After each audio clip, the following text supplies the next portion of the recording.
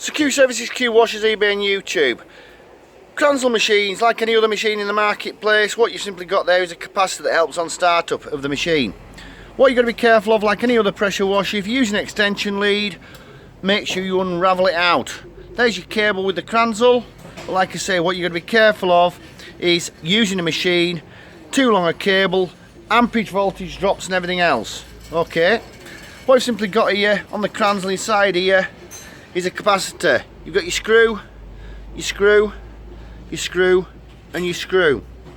If we unscrew all them, what we're simply looking at is this little thing here, a microfarad capacitor. So if the machine at any stage starts blowing a fuse, you can take that capacitor, just take the lid off, 40 microfarad.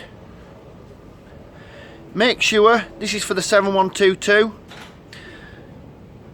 make sure it's not swollen. Normally what happens is this part here swells, or even in there swells. It's a sign, same as what you use on a hot machine if a solenoid goes. It will take the solenoid or the capacitor out when you're using it with low voltage or use it on extension leads. Live and neutral and replace. Simple as that. So if the machine itself is blowing a fuse, a buzzing and then blowing a fuse, check that first thing. That's what it's there. So that is to help start up the machine itself.